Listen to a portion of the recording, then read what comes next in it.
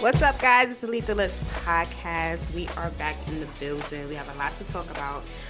This was a pretty heavy weekend, as we all know. Sadly, it was a very sad weekend. We lost one of our beloved kings to the city. You know, one of our leaders, Nipsey Hussle, this weekend. I think it shocked the hell out of everybody.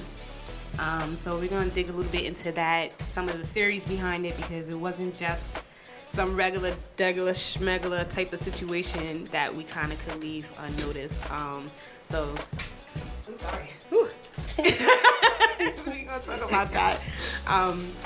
But for right now, I'm going to introduce myself as Slim. Again, follow me on Instagram, urban_classic with a Q. And I'm the one and the only Silva. You can follow me, King Sylvie, on the gram, KingSivy, because it's the right thing to do. You know what I'm saying? Okay. Do the right thing. Yes, I like that. And we have a special guest in the building right now, looking very ravishing. Yo, what's The good, distinguished what's good, y'all? God. Yes. So, we also going to have a special co-host coming through, Courteny. He was actually the one that we did Courtney's Corner with, where we talked about a lot of community issues, etc. So he's a big advocate for those things. So he'll be joining us in a second as well.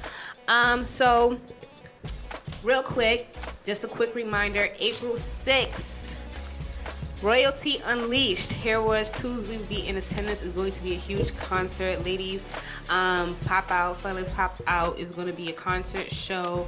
Fashion show, hair show, and concert extraordinaire. So extraordinaire. yeah, I already know. So just know, if nothing else, your girls is going to be in there looking like snacks. Yeah. We're going to be looking good or whatever, you know what I'm saying? We're trying to get a little stylist and all that ready, you know.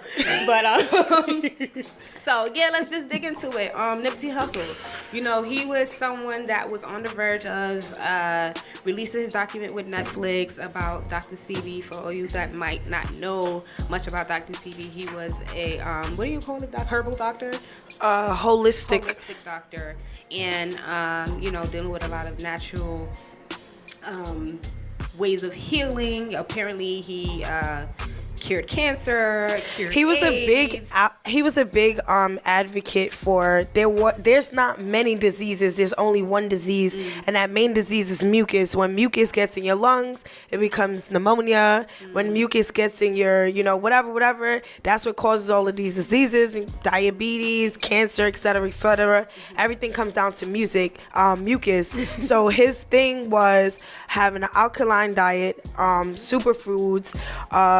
He said that basically when we came here, they took away everything from us, including the way that we ate for our body types. And that was his biggest thing, eating for your body types. And the African, we're supposed to be eating berries, vegetables, fruits, you know what I'm saying? And superfoods.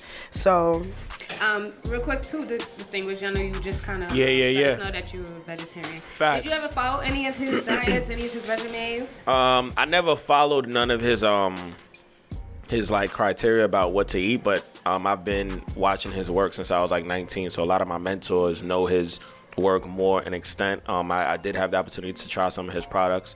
Definitely was replenishing to the body, but all in all, I mean, Dr. CB definitely stood for making sure that we understand what we put in our body will have a clear and direct result on what happens to us when we start to age. I mean, if you start to eat better from now in like your early 20s, you'll definitely probably live a longer lasting life. But at the same time, that doesn't mean that just because you're eating better means you're going to live a longer lasting life. Your genes play a factor. Yeah. How you grew up, where you grew up, the air temperature, climate control, all of that good shit.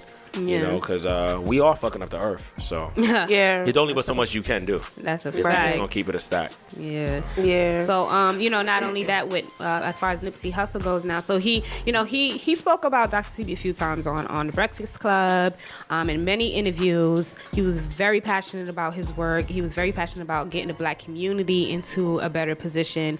I believe he owned a lot of estate, a lot of properties. Big facts. Yeah, and I actually heard he was kind of a threat, you know what I'm saying, as far as really buying up a lot of LA's estate. So it's a lot of factors that kind of comes He into was play. threat as a black man who had knowledge that they felt like he shouldn't have had. That's really what comes down to. It's like, nah, you supposed to just be some knucklehead gangbanger ass nigga, you know what I'm saying? And that was just supposed to be it. But the fact that he educated himself and he took the time to do his own separate research aside from whatever people told and him. push that knowledge as well. You know what I'm saying? And reinsert that knowledge into the community.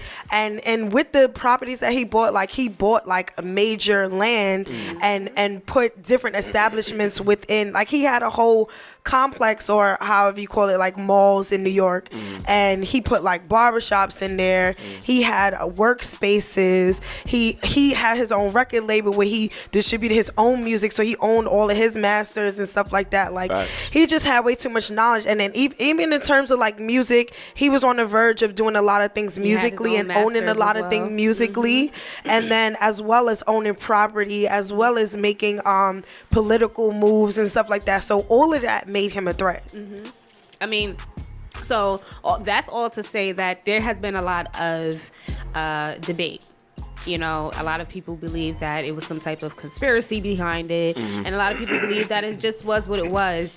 Where I stand, you know, when people say, well, government had nothing to do with it, I think it's as simple as you can't. I'm not saying that the government sent out a sniper, but all in all, I feel like the government has placed us in positions where things like this happen. Period. Like, you know, we're all living on top of each other. They have bred us to be jealous of each other. They have bred us to be envious of each other. Crabs in a barrel. So, you know, as much as we might not be able to directly point fingers at the government, I still feel like you can't say that they don't have anything to do with it either, because they do. You know what I'm saying? Look at the positions they've placed us in, where we're all scratching and scraping to get out of there. And as soon as one of us finally kind of make it, it's always something, you know, it's always something. It's always someone somewhere tearing us down, and it's unfair. And it's sad that someone that supposedly just got released, you know, now he's coming back for his 10 years of vengeance. Like, it's just crazy, and it's disgusting, and it's sad. And it's like, I don't know. I'm not going to sit here and come up to final realization of what actually happened.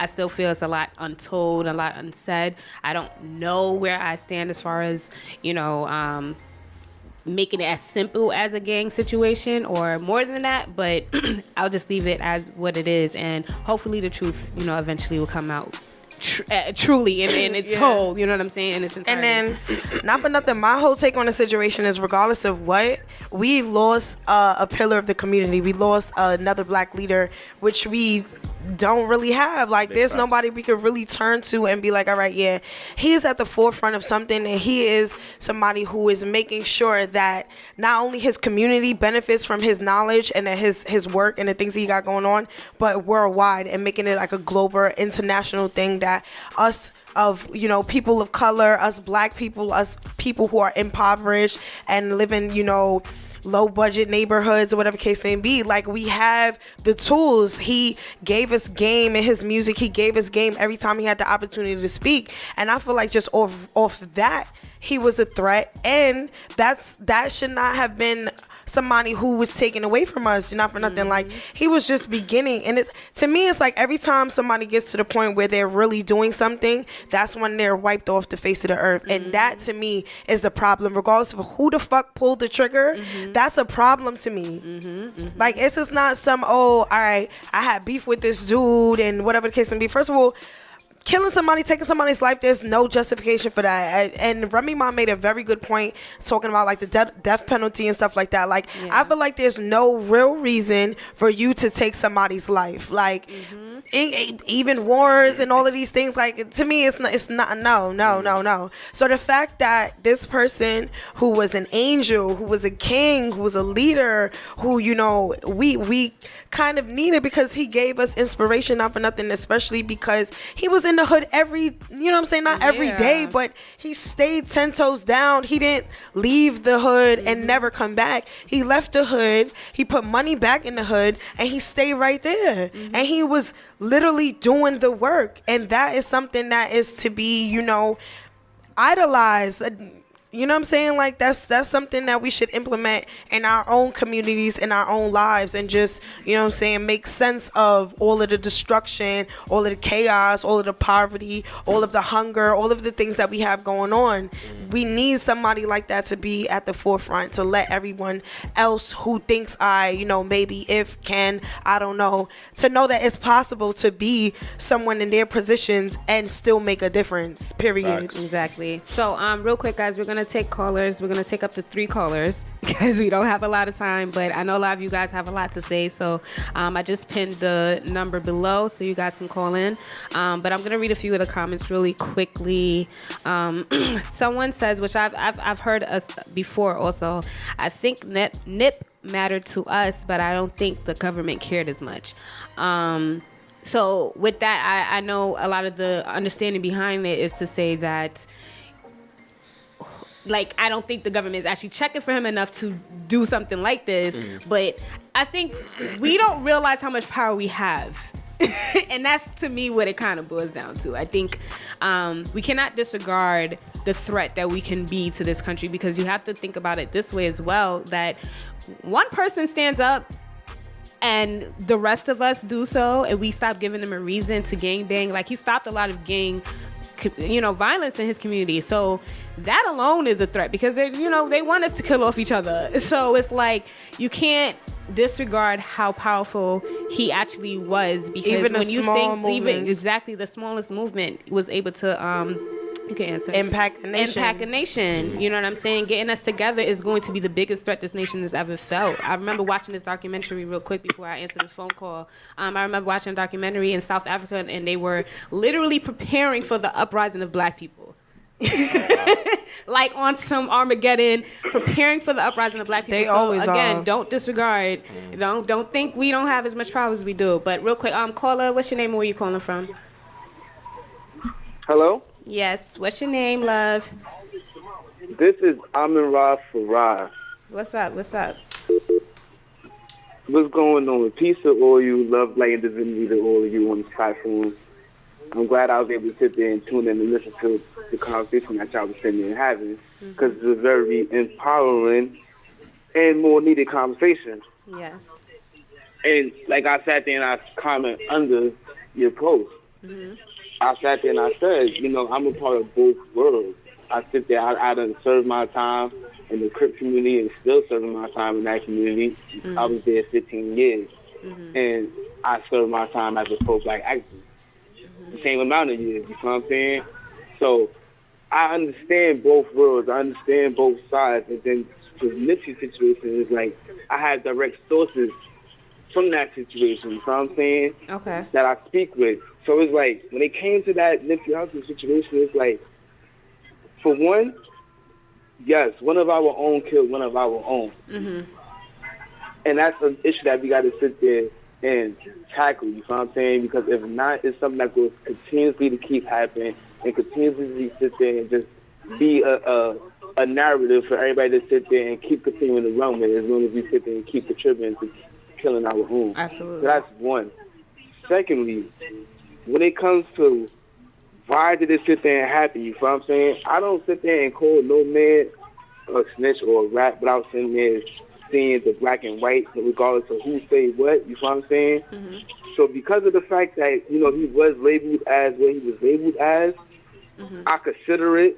I can't sit there and say I can 100% say that he was, because I haven't sat there and seen black and white myself to say that. Right. But if he was, and was basically placed in that kind of category, right, and it came out to be the truth and the facts, then I'm definitely going to sit there and stand with the fact that, yes, the government had a big part in sitting there playing with the fact of sending him to sit there and do that. Because, for one, it's not going to sound outrageous to sit there and say that the government sat there and had their hand in it. Because at the end of the day, historically, they do this to our people. You know what I'm saying? Right. They did this to Fred Hampton. They did this to Malcolm X. You know what I'm saying? Right. They sent their own to kill their own. You know what I'm saying? Like, so you when feel they like first said- him being labeled as a rat was part of the idea that he would want this type of revenge? Right. Right. For all, nothing is hidden. You know what I'm saying? Nothing is hidden. and nothing is a secret. If this man was a rat, that would come out. That paperwork would sit there and come out. If he's not a rat, you feel what I'm saying? Yeah. Then that means they still sat there and paid that man to sit there and run with that narrative for the community to sit there and grasp and sit there and take and push it and navigate it. So when something do sit there and take place, that would be the fallback, and that would be the reason why this situation sat there and occurred. Right.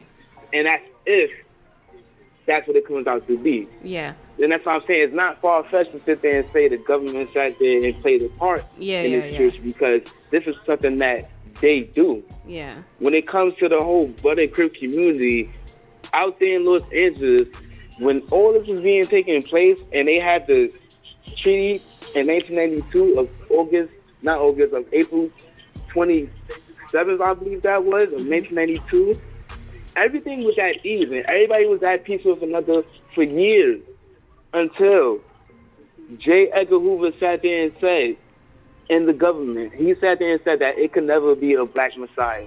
And he specifically went and had the government infiltrate these neighborhoods, basically stage shootings on both sides, and then had them throw rags of opposite colored gangs.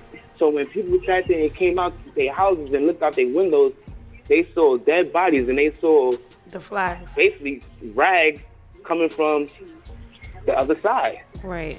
Automatically, what do you think people's going to sit there and think? Yeah. That the people from the other side sat there and came and did this. Yeah. They purposely did this. This sat there and came out. You know what I'm saying? Yeah. It's something that a lot of people need to sit there and research and read, and it's called Coin Pro Tell. You know what I'm saying? This is a FBI database where they sit there and take people like myself and Nipsey and others that sit there and push for black excellence and black growth and everything else that comes with that world of living and understanding. They call us black extremists. They call us, black profilers and black identity extremists and all these different things.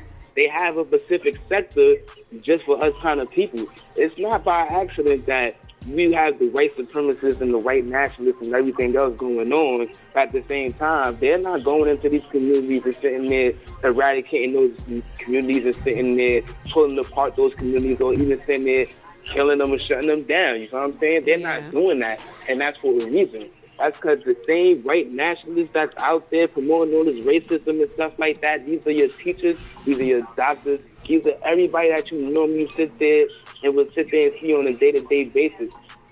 It's just a double life, you know what I'm saying? All right, Nah, you I get that. made a great Yeah. point, and I appreciate you calling. We got to get to the next caller, but I just wanted to say, like, a lot of people, why I feel like your point is very important, because whether or not this was a government hit or whatever, we need to understand the fact that there has been many situations where they planted somebody that looks like us, and they've, turned somebody that looks like us to go against us, and to make it seem like it wasn't what we felt like it was, That's to not like anything, no. silence the conspirators or whatever case may be. A lot of points that people were making is that he's, like the main thing is that he was Crip. Yeah, but say your information real quick so we can get to the next caller. Yeah, my name is I'm Rafa. Everybody can sit there and follow me on Facebook. Of course, I sit there and do these lives and videos and all this other stuff. So that's my name. It's I'm Rafa. That's spelled AMINRA.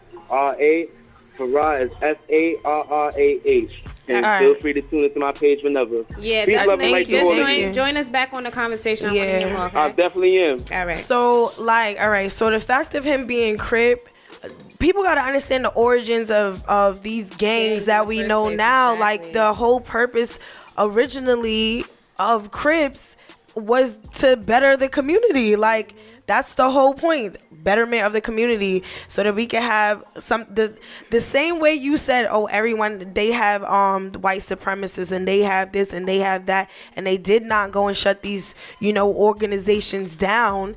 Even with like biker gangs and stuff like that, you see biker gangs, they get notarized. Yeah, they get notarized for stopping this and stopping that and helping this and helping that. But when it comes to black gangs. It's just a gang. It's nothing but violence. It's nothing but this. It's nothing but that. So I don't even feel like him being Crip should have been used against him in any type of way. Him being Crip, it was him reestablishing what being Crip was. We had the opportunity to, you know, kind of mobilize and, you know, like band together to do something big and to really have an impact in the community. Because why? Because of the numbers and because of what the message was supposed to be. Yep. So I don't want people to say, oh, he was Crip. Nah, like we can't look at it as that standpoint. We can't even look at it as, oh, he was Crip and he sold out on the whole Crip organization. No, he just reestablished what being Crip and being blood and being all of that was supposed to be in the beginning. And let's be real too, even to how things played out, exactly what he was saying, like, you know, they went outside and seen the flags of the other party and now that it was war. As soon as everything happened, what happened now? Everybody was at war, riots. And what do you think is going to happen at his after own that? memorial, bro. And let the like, riots continue. Crazy. What you think is going to happen after that? The martial law. It's like, I feel like they also want a reason to rile us up, shut shit down, and then now, you know what I'm saying? Now half of us going to be in jail taking us out. So and again, we have to be mindful as well. That's on us also. We have to protect our own. This is what I mean by us protecting our own. We have to start really and truly policing ourselves, because that way outside elements won't be able to influence us. Period. And I feel like, not for nothing, a couple things that people were saying was, oh, you know, why can't we just let it be what it is? And not for nothing, I do agree, because I feel like when our figures and like certain influential people in the industry and stuff like that, when they do pass, we tend to linger on it and we don't allow the actual family to mourn. So to a certain extent, I agree with some of the things that people are posting in the terms of like, all right, stop with the theories, stop with the this, stop with the that. Like, you know, let's let the police handle it and let it be what it is. I only agree with that. Again, to be clear, I only agree with letting the narrative be what it is. If it's the truth, one, and to let the family actually mourn. Because you got to understand, like, think about Tupac's family. Because I was talking to somebody last night, actually. Think about Tupac's family. Tupac's family never really got the chance to mourn because you got a lot of people saying that he's still alive in Cuba, like, hiding from his mom and his family, whatever case may be. Like, y'all got to think about it like that, too. So I don't want us to drag why, how, or whatever, you know, the fact that the fact is that he is no longer with us, rest in power, and the work that he did do for the community is what we need to focus on. That's what we need to focus on. I'm going to actually transition to the next thing, which I asked you guys earlier on Facebook. What do you feel like we can do as a community now? Or what do black men need to feel safe in this country? Because sadly, I asked the question earlier and it broke my heart because I saw a couple, you know, my brothers saying things like they don't feel safe. They're literally scared at this point to almost like walk out their houses. And that's heartbreaking. You know what I'm saying? Like we are...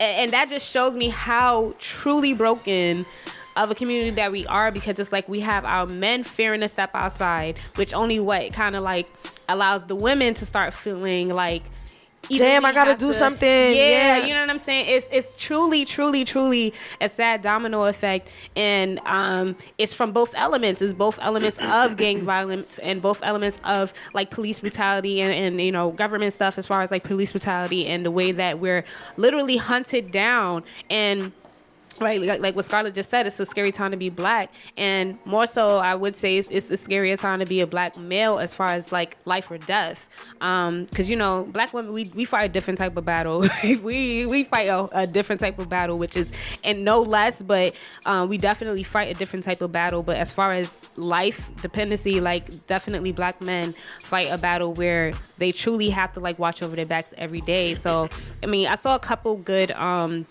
comments as far as like policing our own communities, investing more into our communities, you know, just investments as far as like schooling and things like that, so where we can all leave our hood safely or be in situations where we're not as threatened. And shout out to Courteny, he just came and joined us, and I'm glad you came right now, actually too, because you know you're gonna jump right in. You know, we did Courteny Corner, like I said last week, about community awareness, and we talked a lot about police brutality. We had a lot of great hosts that was there as well. So real quick, I wanted your input as far as like, what do you feel like black men need to feel safe in this country? What do we need? Yeah. We need support from other black men and black women. I just feel like in the community that we're living in right now, we don't have that. You know, we're all out for ourselves, and if we're making it, then the people in that community want what we have. If that makes any sense, what I'm saying right now. And I feel like I was watching when you talking about like Nipsey Hussle and whatever the case may be. Now, I feel like, you know, the theories that are coming around, I'm just having a hard time believing. But in my state of mind, I just feel like there goes another brother just trying to do something for his community. They're trying to give back. They're trying to be better than, you know, his previous ancestors, wherever the case may be. And here we are in another bout of black men just not wanting to see other black men do well. Right. You understand what I'm saying? And no matter what the circumstances were, no matter what gang or whatever he was affiliated with, at the end of the day, he was trying to be better for a community that is impoverished, that has nothing but like gangs and violence going on, and he was trying to be better for a next generation. And I feel like that was kind of lost. But it also gives us the opportunity now to keep that grind moving. You know what I mean? So when are we going to say to each other, enough is enough? Exactly. Let's band this shit together. Sorry. Yeah, you curse. Let's band this shit together and let's do this. You know what I mean? When are we going to band together as black men and stop worrying about what the government is trying to do to us? They can't do nothing to us if we're doing this together. Right. Exactly. You know what I mean? They can't take it from us if we are united. But if we're going to continue this fight of who has what and what we... A dick measuring contest, basically. Right. And if we keep measuring by that, we're not going to get anywhere. Right. We're not going to get anywhere. I mean, I hear Distinguish, a lot too, I definitely need you to talk about this because I feel like you do a lot for your community, and especially as a distinguished black man, I feel like that's something that you embody all the time. So, yeah, I mean, I sit on two boards in Queens. I sit on the African Poetry Theater Executive Board, and I also sit on the WADU board in Queens, the World Africa Diaspora Union Board, New York chapter. And there's a lot of stuff that we discuss in the board about, you know, reparations and what we need to do in the community. I definitely agree with our good brother Courteny. There's always a lot of talk when something happens the very first time, you know, unarmed black man or unarmed black woman. I feel like we give a lot of energy to when, like, you know, a young unarmed black man or woman is gunned down by the cops. But then when it's out of our own, it's like somebody might say, oh, it's to be expected, or, you know, they're going another black, killing another black. And it's like, instead of talking about what we know is obvious, we need to really go back to not so much petitioning, not so much rallying, but really having conversations like this and trying to, you know, mobilize. Because at the end of the day, what I think we need is we need an action plan. We are the only race that has an initiative called Stop the Violence. There's you don't see no other races running around with batons or flags or billboards that says, you know, this is Korea and we want Korea to stop the violence on other Koreans, or we want Chinese to stop the violence. Nah, it's only us, and that's actually very sad. It's very sad, and I think it's just disheartening altogether because there's a lot of people who they gave up hope. I mean, let's face it, there's probably people in this room right now that gave up hope. Like, they're just like, we're going to talk about it now, but realistically, we're going to get out of here and we're going to do what we got to do. And tomorrow morning we go to work, or tomorrow morning we go to school, and that's it. We're going to talk about it, but I'm not trying to be the one to put myself in a position where I got to take a knee like Kaepernick and not play football for X amount of months, lose bread and lose my mind. You're not ready to put up the sacrifice. Yeah, there's a lot of people that, you know, talk the talk, but a lot of people don't walk the walk. And I'm not smiling because it's funny. I'm smiling because, I mean, that's my defense mechanism with dealing with, you know, the bullshit. We say we so mad about it, and then when we actually can do something about it, we just be like, oh, somebody else could do it. It's like, no, you could do it. Why are you waiting for somebody else to do it when you could have did it? Shit is it baffles me. I have a question too. Like, you know, you were talking about the black on black violence. Do you also feel like maybe, because when I notice a lot when we talk about it, a lot of the responses were, whites do it too. Do you feel like there's a truth to that, where what we do is just heightened, and the like media and the masses is just kind of heightened, and they kind of spotlight us more? I feel like we have to look at what we're dealing with in a historical context. For those who know the story of Willie Lynch in the year of 1772, we have to understand what we're dealing with. We're dealing with something that's been systematically beaten into us. It ain't just like yesterday we woke up and was like, yo, we don't really fuck with him like that, or I don't really fuck with her like that. It's like, this is a repetitive thing that's been happening for centuries, decades, years. So I feel like we're at a point now where it's only heightened because we as, people of color, we're not doing anything about it. Absolutely. It's only heightened because we see it happen so much that we get disheartened and we don't necessarily want to do anything about it. We've kind of become numb to it. Yeah, we just became numb to it. And it doesn't matter how many times we talk about it on, platforms like Lethal Lipz or, other podcasts or radio stations or, vlogs or, YouTube videos, or we see a documentary. It's not going to matter until we actually literally band together and we are in a position where we can actually stifle the economy. So I don't know if he was along these lines, but it looked like Nipsey was conscious enough where he understood, yo, I have all this information, I have all this knowledge, I want to give it to people, because if I keep it, it's not going to do me any good, it's going to do me a disservice. What's up, caller? What's your name and where are you calling from? If you're still there. Hey, what's up? It's Stanley. Oh, hey, Stanley. Stan the man. What's up, Stan? I'm good. How you guys doing? We're good. Amazing. That's good. I'll make it quick because you guys got it all covered. Okay. Yeah. I just want to shout out 2 organizations that are doing a lot of community diversion work to stop gun violence and to stop some of the issues we have. So the first one is GMAC. Gang System Making Astronomical Change. Okay. And they literally go into the communities and they stop shooters from popping off. If there's an issue, they go in, they talk to them, they de-escalate it, they find a better situation. They've been working for years. They're really making moves out here. Wow. Another one is Harlem Peace Partners. Okay. And Harlem Peace Partners, they work with kids to help them articulate their feelings through music and art, and also do gang diversion. Okay. And then, of course, there's Occupy the Blocks. What these dudes literally just hang out on the block and try to intervene on any issues. People are doing this work, and they've been doing it for years. I know it doesn't feel like it, but things like this happen, but people haven't grinded. I actually saw your post, Stanley, when you were commenting on something when actually this topic did come up as far as black on black crime. You did mention that, and I think to piggyback of what you're saying, a lot of us need to do what you were saying, also distinguish as far as doing our own research. Because like Stanley is saying, that there are organizations to help prevent the gang violence. We're not completely sitting on our asses, but more of us have to be more active and proactive into these situations so we can learn more about these. You said GMAC? Yeah, GMAC. And that's a group. It's nothing but former and current gang members and formerly incarcerated people making moves. Like, they were the ones that held it down at the Metropolitan Detention Center in Brooklyn when they had no heat. Like, I was there. They was the ones that was providing soup and food for everybody. They was the one turning it up. They was the one making sure nothing bad happened. Right. Like, they get busy. Sean Duke, he's their leader. Like, they get busy. So, but the point I wanted to make is, there's a lot of ways that folks can get involved. Okay. And these people are doing the work. But the problem is, because of these black-led organizations, they tend to not get a lot of media attention. So, for example, when that shooting happened in Florida, all of a sudden, they had this whole campaign to reduce gun violence from making tighter gun laws. But that work has been happening in New York and in other places from black and brown communities for years. New York is against gun violence, which is pretty much a black-led group.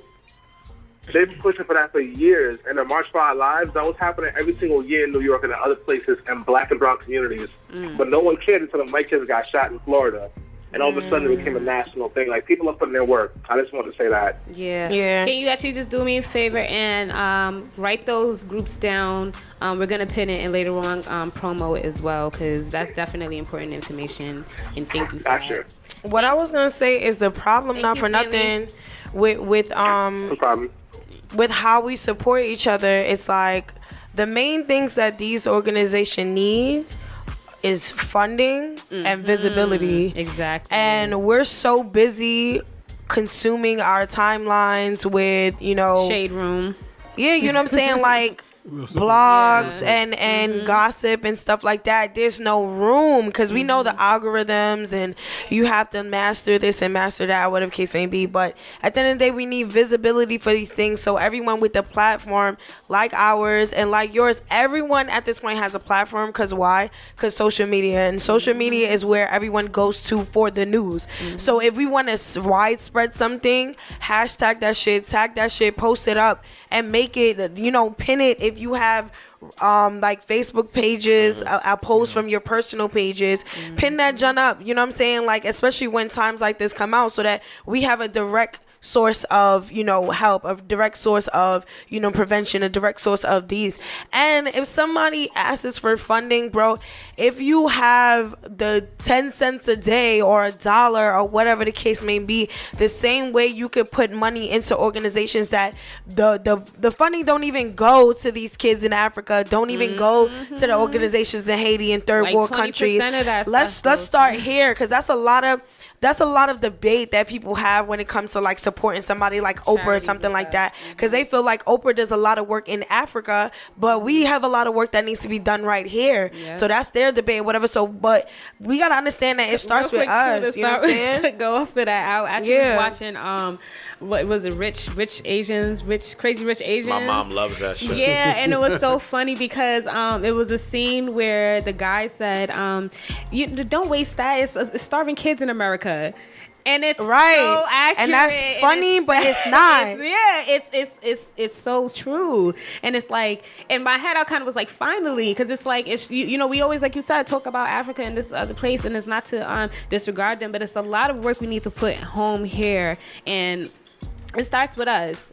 And I feel like America is not for nothing very nosy and likes to put themselves in situations to either better somebody or take someone's resources. Let's call a spade a spade. Like, that's what it really comes down to. America wants to insert itself, in a lot of situations because they want to be known as the GOAT.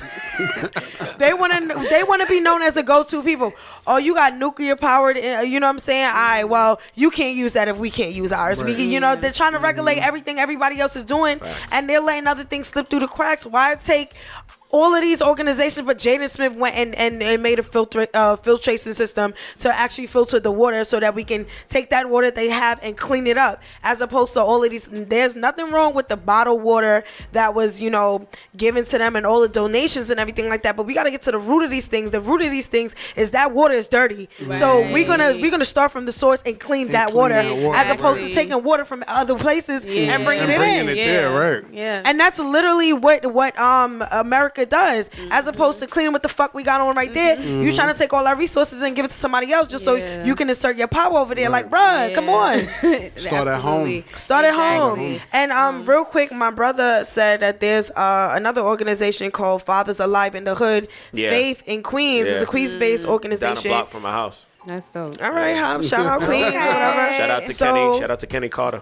Yeah, so make sure, we saying these things, like, not for nothing, like, Lethal Lipz is known for, we turn up and we lit and we entertaining and stuff like that, but we drop a lot of gems, and I need y'all to understand that we do that on purpose. We need a balance. Because at the end of the day, we got to make sure everything comes to us. If there's people, you have a following, or that people look at you a certain way or whatever, make sure you take that time out to put in that work still. Because people are listening and they're watching. Exactly. Big facts. So before we start interviewing our guests, I did want to touch on one last person. That was Daniel Caesar and what he said, because it's kind of a segue into what we're talking about. We talk about unity, but then we have some blacks that are kind of like unity for everybody, like peace and love for everybody. Black people are complaining too much. So Daniel Caesar, that shit is crazy. Daniel Caesar said something along the lines of, we need to stop being so mean to other people and white people and complaining so much, and pretty much one of those things where it's like, pull yourself up by your bootstraps and like, let's get with the program. And it's disheartening because I'm a huge fan of Daniel Caesar, a huge fan. He's so soulful, but to hear stuff like that, it's heartbreaking because it just shows the disconnect when with some black people that get on, because we talk about giving back, that get on and feel it's better to play nice, I feel like, with the others, quote unquote, and kind of disregard the strife that we go through as a black community, because it's almost like they forget that they're black in those situations, and so it's like they rather play ball with them and sit there and almost chastise us in front of them. And it's hard now, and I feel like that makes it harder for us now to kind of, one, make our issues real. Because when you have someone like that that's like, oh no, we're fine, stop being so mean, it's like now it kind of takes away from what we're saying, and it makes it like as if we're just living in this fairyland of bullshit, and it's just us, and like it's the typical bang violence, and it's the typical everyday bullshit, when Black it's outrage. deeper, and it's deeper than that. So I don't know what you guys thought. I don't even know if you heard what he said, but I was like, bitch. My first thought was, bruh, at the end of the day, he put the camera on the table, bruh. He said, right, guys? And I didn't see not one person of color. He was at a table with all European descendants. And it was just like, bruh, how can we even take what you were saying seriously? You know what I'm saying? Like, the audience that you're catering to, it's not even us. Right. You coming for us in front of them, like what Slim said, to piggyback on what she said, like, you're literally doing that though. Like, so my whole point is, and then he changed his whole look. He done, and it's like, yo, like, why do you feel like you have to change who you are to continue doing what you're doing? Because he don't know himself. Right, and it's like, That's what it comes down to. it's like there's really a disconnect between your music now and what you actually represent. And my whole thing is, oh, don't be mean, but did you even do the real research before getting behind just Yes Jules? Like, what do you mean? How are we mean? You know what I'm saying? I understand meme culture. I understand, cancel culture. I understand all of these things. But there's still something that we're talking about here that you missed. Right. That's the whole point. I don't know if the caller's there. Okay. But so, we just want to touch on that real quick. But we're going to jump right into this interview, guys, because we can't spend too much time on the calls. Sorry. Distinguished. Our special guest for the night. So you have a lot that you do. I want you to give us the rundown. You are very involved in the community as well, which is dope. Yeah, so it's about the work. Everything. Yeah, so like I tell people, a lot of people don't know. They just think, I wear suits and, dress up in bow ties, which that's what I do, but that's not necessarily who I am. I'm definitely about my community. Again, big shout out to the organizations that I'm a part of. African Poetry Theater in Queens, and also WADU, World Africa Diaspora Union. Big shout out to the entire staff. Aita Kofi Messiah, Big Mountain. Yeah, so my name is Distinguished, 28 years old, come from another PayPal. Shout out to y'all. Seriously. 28 years old, rapper, poet, entrepreneur, creator and producer of Bars in a Barbershop, CEO and founder of This Network Incorporated. Big shout out to my director of operations, Miss Sin City. Shout out to all of my clients that are currently being managed by the company. You guys know who you are, and we're gonna have a few more clients by Friday, about 4 more. So God is good. Yeah. So You have a big tour coming up, right? Yeah, shout out to Dad Has Some Bow Ties, my guy XAB. I see you. We just came off, our little live show in November. We had the beautiful Silver kill that shit. Oh, that's me. That was my first time meeting her. I didn't do what I said I was gonna do. My mom was standing right there. I wanted to suck her big toe, but we'll get to that later. So you have a big tour coming up. You Yes. got a lot of artists. Just get into that. Yeah, shout out to the entire staff, first and foremost. Shout out to Leo. He's one of the DJs on tour. Shout out to DJ Lightfoot. He's one of the DJs on tour. Shout out to the entire film crew. Eat the Blog Boys every fucking way. Shout out to Ethan. That's my guy. Shout out to Brianna A Blast Films. Shout out to my director of operations. Shout out to all the door people that we have. Shout out to the chauffeurs and everybody helping out. Shout out to the artists on tour for trusting me, for believing in me, for not saying what the fuck is a show, doing this out of a barbershop. Shout out to y'all. Y'all stayed the course, and now we about to pay y'all. Shout out to Fancy LaFleur. Shout out to Joey the Poet. Shout out to my guy Mark Q. And shout out to Lawrence Turner. You know, these are all of your 4 artists on tour. And yeah, we're gonna be traveling to 5 boroughs. So we're gonna be inside of sneaker stores. We're gonna be inside of venues, clubs, bars. We're gonna be inside of a lot of these barbershops, and some of these mom and pop stores as well for blessing us and showing us love. Yeah, absolutely. So before anything, I want to make a point to why the fuck artists feel the way that you doing the show inside a barbershop. I made shout a out comment, to the screenshot that I got. Oh my! I made a comment earlier where we gotta bring the work to the people, and at the end of the day, where's all of our black men in the barbershops? Where are we mainly, as opposed to having a venue where it's like, all right, you have to fill the space. Those spaces are already filled. Those spaces already have traffic. Those spaces already have people who go in there, and the culture in the barbershop is to talk about pop culture, politics, this, that, and that. That's why the you know show makes sense. Right. Exactly. So whoever said it didn't make sense, they gotta because too many people are thinking along the lines of it gotta be lights, cameras, and huge stage, but it's like nah, that's not. It don't have to be all of that. So And I've been the one. Low key, I was that one you did it in Brooklyn in Signature Clips, I think earlier last year with Delore. I was there. Okay. I was there. Like it was standing room and I was lit. I was there. Appreciate Yes. See that? Look at God. yes. Let the work speak for itself, people. Just Right. Let the work speak. So I want you to give us a rundown, like how you started this whole thing. What gave you the vision? Because you say you're 28, right? Yeah. So I know so many men that are they want to be entrepreneurs. They want to get into these type of businesses, and a lot of them don't know how. So like, give us your gems. So I'm gonna just give it a snapshot of 3 things. So one, Balls in a Barbershop is a brand that I built within my business called This Network Incorporated. This Network Incorporated is a S Corp. The S just simply stands for small corporation. Nothing special there, nothing fancy. However, what you need to do to get fancy and get the knowledge on what type of business you want, visit the SBA website that breaks down each and every business that you can get involved with, whether it's an LLC, whether it's a for-profit, a non-for-profit. You understand how the taxes work. You understand what you can keep, what you can write off. So I would advise everybody who wants to start an actual business, go to the SBA website, and then after that, make the IRS and the New York State Treasury your best friend. Find out this knowledge. Shout out to Nipsey and shout out to everybody who's getting the knowledge and giving the knowledge back. So here I am getting the knowledge, giving it right back. So that's first and foremost. So this network is an event branding management company. So the slogan that we have is we build brands, we make names, and we set trends. So this network, we have Balls in a Barbershop, which is a brand. We have another show called Beauties in a Song, which will be starting sometime in June, where we're doing the same thing we do in the barbershops. We're doing that inside of beauty salons. So I'm trying to do a little bit for everybody. And the idea came from getting a haircut simply in my barber's chair. Shout out to Miracle. This was like in 2015.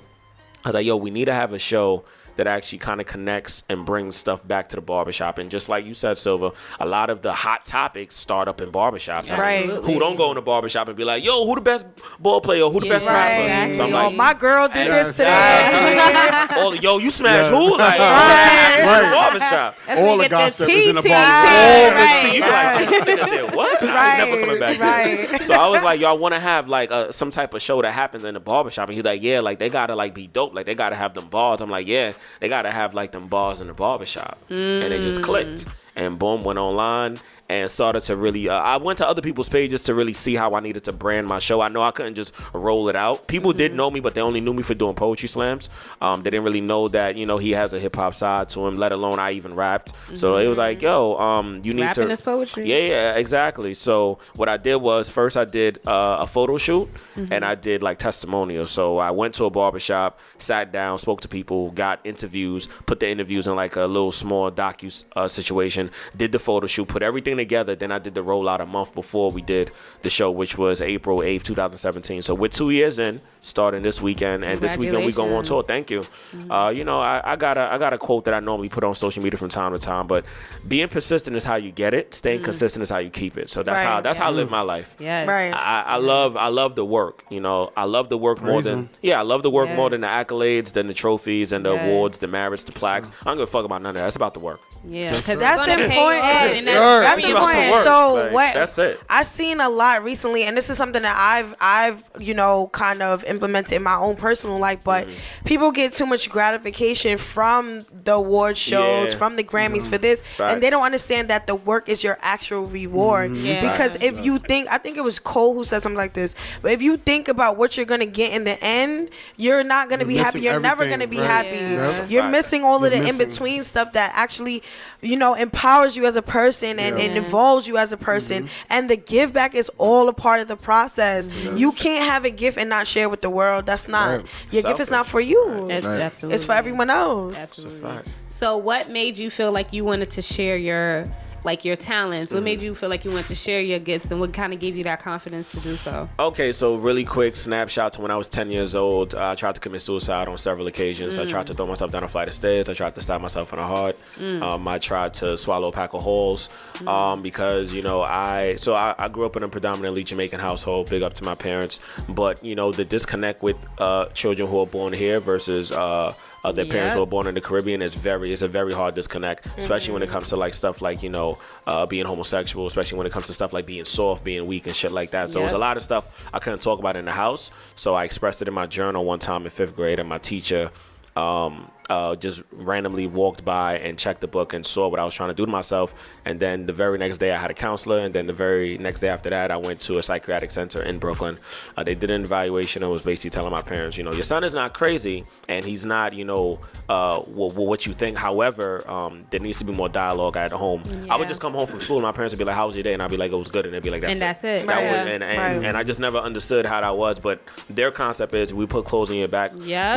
We give you, You should be grateful. Yeah, you should be grateful. And it's just like, that ain't it, Chief. Yeah. That ain't it. So Far from it. exactly. So with that being said, from the writing the way I was, I started to jump into poetry, and then from there the poetry turned into raps. And then around when I was 15 years old, we took a family vacation to Jamaica. We went to like some karaoke thing. I jumped on stage. I did the whole 50 Cent game. This is how we do.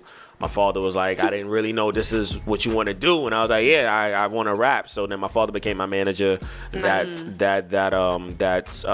fall. And then the rest is kind of, history from the, rapping. I felt my passion was more into like poetry, acting. Started doing a lot of acting stuff, got write-ups in, New York Post, New York Times, and, all these great things. And then started doing poetry slams, started to win poetry slams, started to get really good.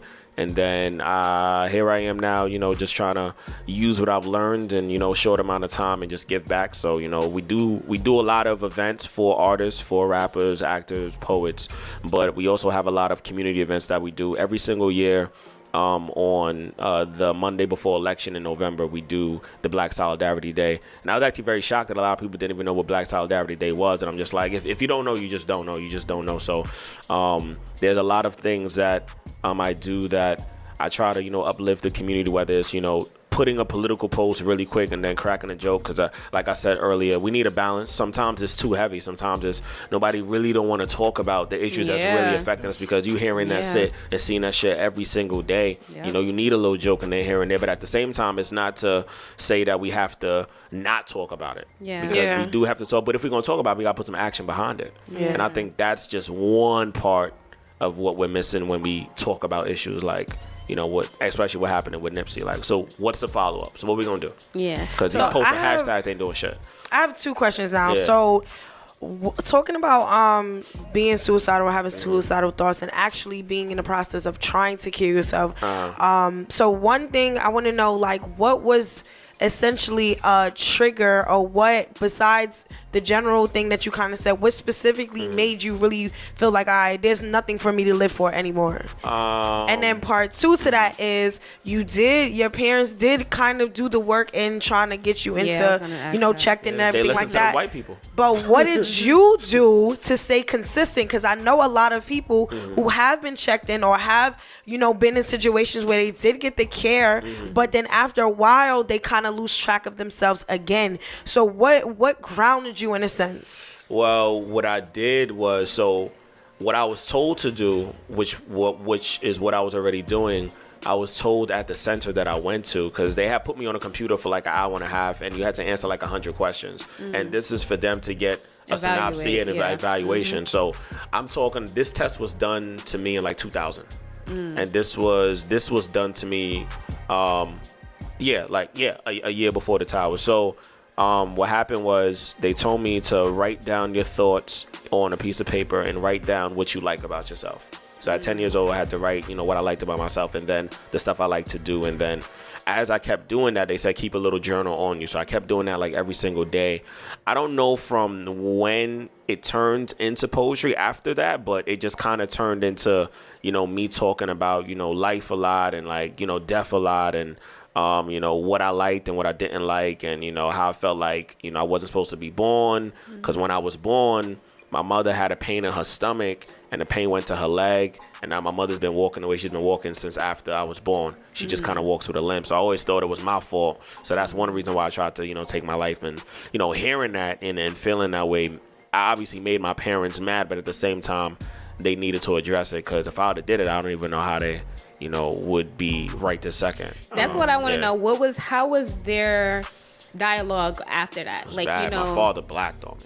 See, and that's the issue, I believe, a lot of times in the black community, and this is what we were talking about a little bit on your show, Courtney, where in the black community, instead of the parents sometimes being supportive and understanding, it's like, jokingly we talk about how with the white people, you go to them and it's like, oh, mama, oh, I'm sorry, and it's hugs and kisses, but with us, it's like, what, get over it. And it's like, that's why I want to know, what was the dialogue like where you were still able, though, like she said, to be consistent and you put in the work, even though the dialogue might have not gone the way you wanted it to go or anticipated? Yeah, so again, just doing the writing about, some positive stuff, and then also listening to some, it's so weird. I really feel like during those dark days, Tupac helped me get out of that. It's so weird to say that, but I was listening to a lot of Tupac around that time, a lot of just stealing my brother's CD Sorry Days, stealing all his shit, and just listening, but at the same time too,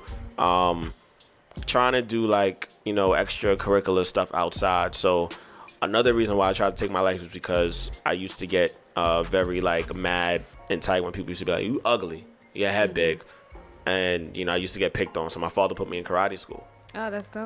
Right by my mom's job in Washington Heights, and then from the karate school, my parents was like, he needs to do something else to take his mind off of how he feel. So we gonna put him in piano school. They put me in piano school. That's I had a piano instructor, and then from that it was like, even though years had passed, that they were happy that they were doing little stuff, because even by the time I got to the studio, I found a different way to express myself. So now from 10 to 15, it's like, all right, now he can rap. Okay, so now he can rap out how he feels and do his poetry about how he feels. So they were doing little stuff because they, for one, they didn't want me to take my life, but at the same time, they needed to do their part so that I can see, the greatness in me, at that time, and see that, just because this is how you feel doesn't mean this is what you should do, because suicide is never the answer. Right. Yeah. Shout out to them for that. So, I really appreciate parents like that. I think that the support is not always there, and it's not always there. Sometimes you have to find an internal voice kind of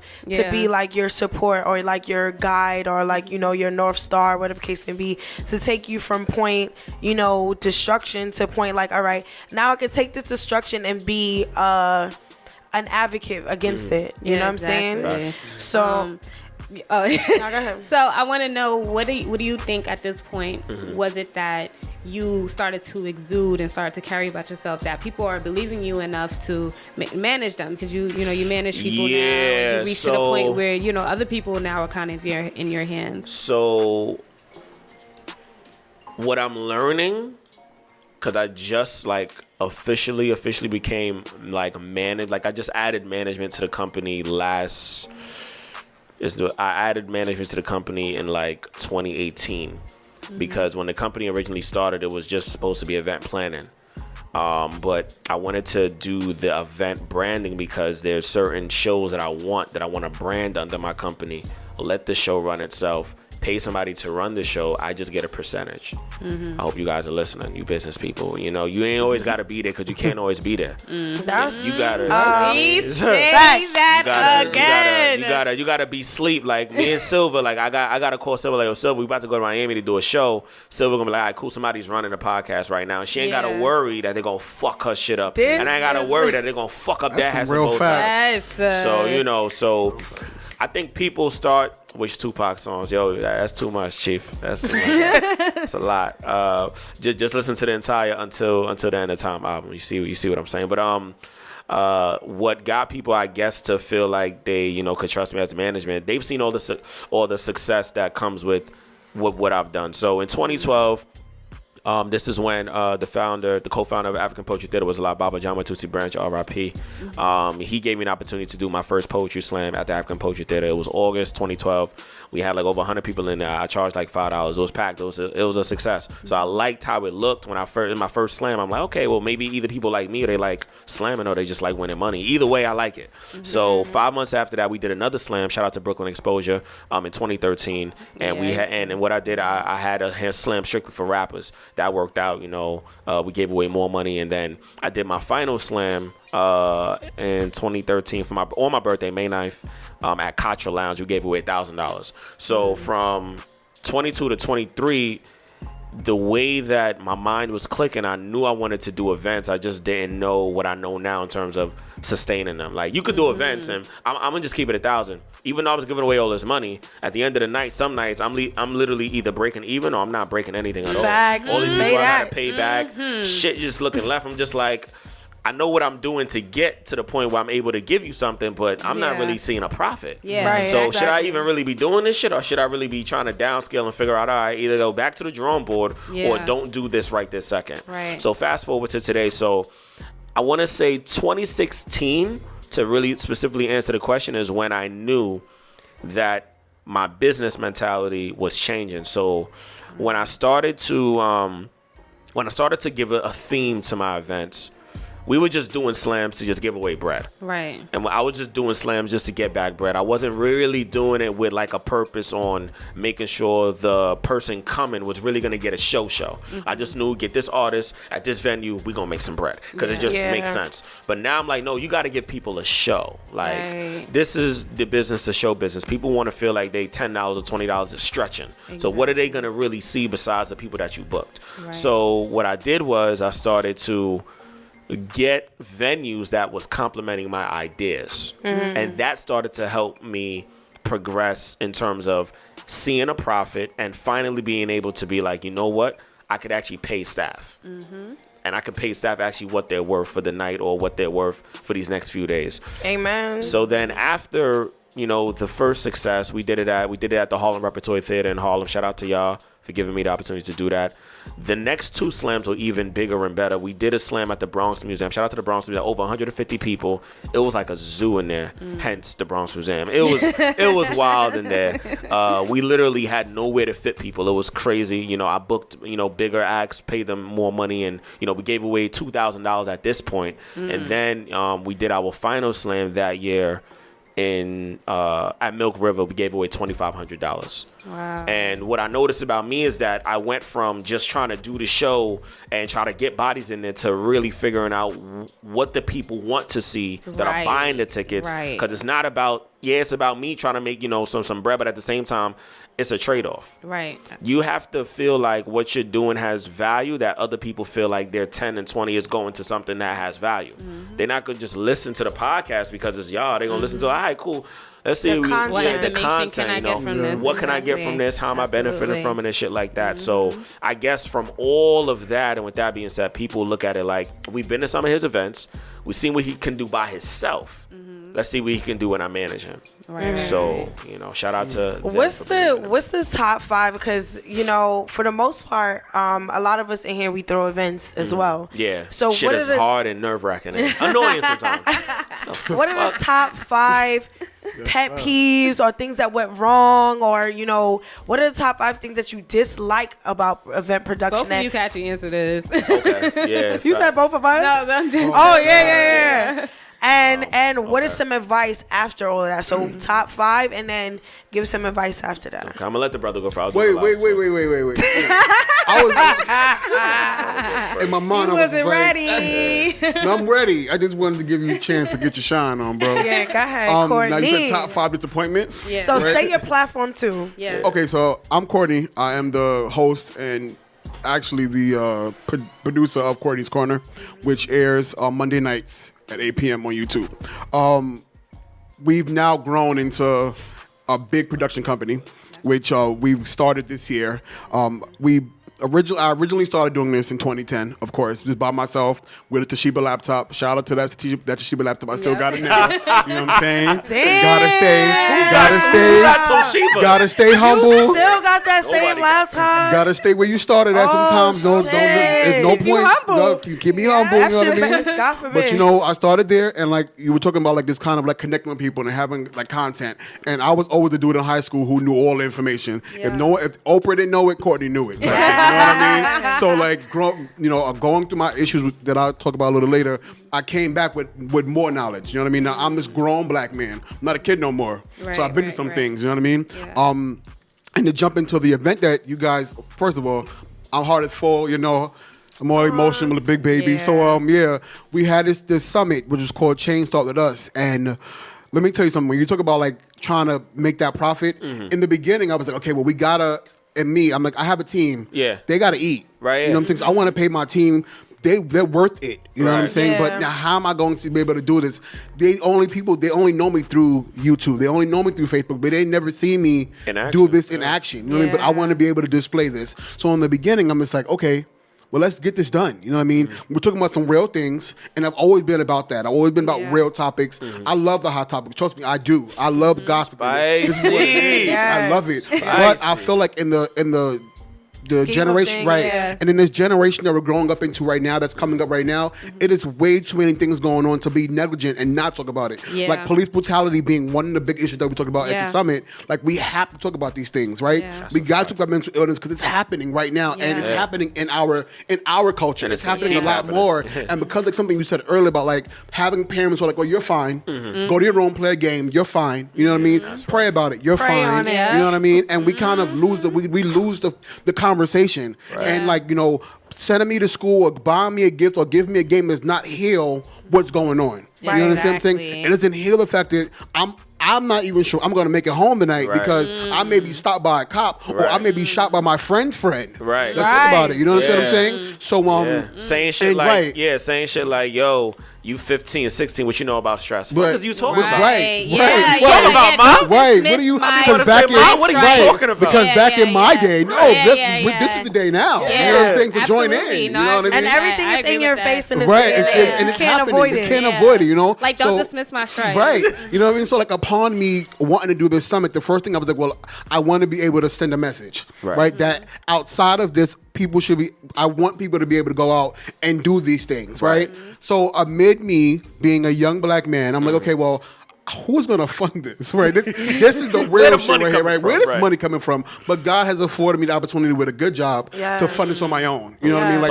Talk in about a 2010, testimony. I didn't have that opportunity. I was waiting tables, but I went from waiting tables to managing those tables. So now, you know what I mean? Like, so I'm a manager of a restaurant in the city, which now afforded me the opportunity to be able to fund this. So, you know, God blessed me with that. So I was able to fund this. Now, where am I getting these people from? Right? Who's Right. going to be able to have this conversation? Right, And by the right. grace of God, I know people who know them. Yeah, You know what I mean? yeah, So yeah. like, Right. it was one of Networking, those. yeah. Networking is always Important. everything. Like, I don't care. Cross-networking more You than always anything. supposed to be able to network and kind of get people together. You know what I'm Yeah, saying? absolutely. And I met some other people, and we kind of did it well. But one of the things that I can feel like in any business is kind of making sure that people are consistent. And I feel like consistency played a big part in the Change Start With Us Summit. I feel like at one point in time, because people may not believe in this vision as much as I do, Yeah, and that's and what my mom like, okay, They'll well, never and believe they'll Yeah, never your exactly. shit more than as you. more, Yeah. but you know, but for me, I was a little like, I'm so big hard, like, okay, if you're in this, you're in it like 100%. Yeah. I'm going to be down. Right. So when people was not showing up and showing out, I was like, okay, so we have a problem here. Yeah. And we need to fix it because we got like 20 days left. Right, You know what I right, mean? right. Yeah. So, you know, that happened. So a consistency factor. Another factor, I guess, was just kind of like giving people responsibility and trusting them to do it. I am a big boss.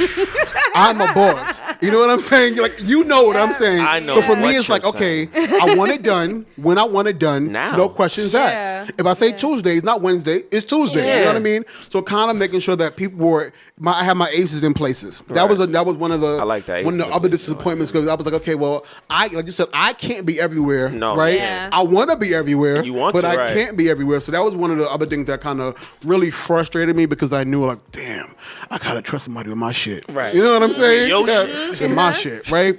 And I don't really think I had a lot, guys. But okay, so then 3 would be like paying for the space, but then paying for the things to kind of look nice. Like the space, if you got, I'll send you a picture with it, but the space was amazing. It's in itself. But I'm like, I'm bougie as hell. And I'm bougie too. Right, and I need this to look. I want people to come here and be wowed, not just come in seeing white walls, but come in and seeing and feeling the aura, ambiance, the ambiance of what I'm trying to do. Facts. That was really bad, because I'm like, damn, I gotta pay rent. I got a phone bill. But this is more important. The phone could go. Right. The phone could go. So like that was somebody's phone about to die. Right. Damn. Right. That was phone off right now. phone bill. Access denied. And just like kind of finding, I think for me also too, just kind of finding ways to get to and from, because I don't drive. You know what I mean? I drive people crazy, but I don't drive. So for me, it was like, damn, I got to go back there and come back to Marine Park to go back here. But you know what? When you believe in something so much, gonna go you want in. to do whatever you got to do and do whatever it takes to get there. So for me, I don't have any regrets. Yeah, there's more disappointments and the things that after I was done, I'm like, okay, so next one, because there will be one next year. Yes. We're going to do better this time. So Yeah. But listen, you had a great, amazing Definitely, event. yeah. Okay? I feel like I saw photos and shit. Yeah. I posted it everywhere. Yeah, we definitely gonna connect after this Yes, too. sir. Yes. My That was top, like yeah. smoke machine. We were sitting there like, Yo, me being a media head, I was like, these mics, these mics are so nice for everything. Let me tell you something. Like, I was sitting in Don't the do back, like, wow, look at God. Like, and, Yes. and like, Suck your toe. and like to see. Let me tell you something. When this has been in my head since 2010. Absolutely. A brother done been on dialysis and got a kidney transplant in those years, and was able to kind of see this to fruition. When 10 years ago, I didn't think that I was going to make it to here. You know what I'm saying? So like, Crazy. You know what I mean? So like, to when I talk about the power of God and people who don't believe whatever you believe in, that higher power, you can't deny it. Nah, You can't deny it. You know what I'm saying? I'm saying, like, to be able to say that me and my team did this was like unbelievable, and to bring it together with so many other people who believed in the same vision. It may not be just mine; it's ours now. You know what I'm saying? But to believe in something greater than just doing it by ourselves was amazing. Allowing you know what I mean? to align with the I right don't know why I'm people at the right cheesing so time. goddamn hard. Listen, we saw that. We so were at that happy. event, and we were like, "Ooh, bitch, yes, bitch, we're gonna have to get tigers on our shit, cause this right I was like, bitch, this is the VIP section. here." He was like, "Yep." I was like, I'm gonna still eat my bacon and cheese. My boyfriend was like, "Oh, can I sit over?" I was like, "Nope, it's The VIP." food was so good. Listen, let me tell you Yes, something. the Like, food You know the food my going to eye roll back. yes, Right. let me tell you something. And you talk about disappointment. So like vendors, So good. you know, we all know how people can be when they say they're gonna show up and they don't show up, right? Yeah. So Yep. the vendors that were supposed to cook for the event, they just backed out. They the day played of. themselves. Say their Right. name. Yep. So let me Say just their say, name. when I talk about the, I don't want to. I'm not trying to about y'all. I love you, so I'm gonna let that be. I'm gonna let that be. Give you a little side eye, but I'm all right. And we had a friend of mine, actually my business partner, who went in and was like, "Hey, let's make some calls. Okay. Let's get some people." And this young lady, I think that's his aunt or somebody in the family, happened to just start a job at a catering company. Oh wow. And was able to get all that food for us. Won't free he of do charge. it? When I talk That's about- what I said. Well, align you with the right people at the right Shit. time. free of charge. You know what I mean? When I say like, don't get me started always shouting and running through this room. Don't get me started up here. Yes. But at the end of the day, Hush by the him. grace of God, Yes, by the okay. grace of God, we were able to get this done. You know what I mean? And it's funny because in reality, like 30 people bought tickets in the beginning. Okay. Like, you know, Yeah. on Eventbrite and all That's that. On kind how of Eventbrite, niggas gonna buy tickets the day Right. of. Yep. You Yeah. know? Day Right. of, I was like, wait, where did people come from? I didn't get that. The flood It is didn't real. hit my account. Yeah. You The know flood what I is mean? real.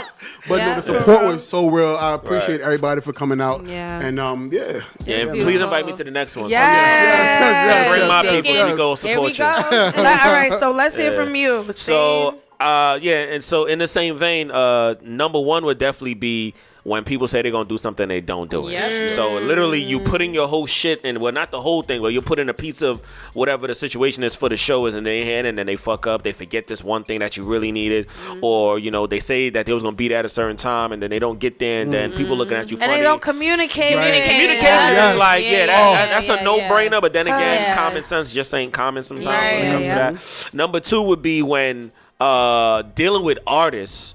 When the artist is like booked, and when the artist like knows the day of, distinguish, I can't make it. yo, you my nigga, but I can't, bro, the train, bro. I'm like, but you didn't leave earlier. I caught a cold. I'm sorry. Like what, bro? I can't get off work. My man's, we've been talking about this for 3 months. Yes. You know what I mean? Shout out to all the artists. Shout out to every artist that I've been I'm 28. Shout out to every artist I've been booking since I was 19 years old. Y'all have seen different sides of me because of y'all. Y'all got me to the point I'm at. Now I'm on some real Hussle Diddy, P. Diddy shit with y'all these days, man. Dead ass. Number 3 is when the venue fuck up, boy. Hold on, can you pause When real the quick? venue fuck up, and then they look at you like I'm like, nigga.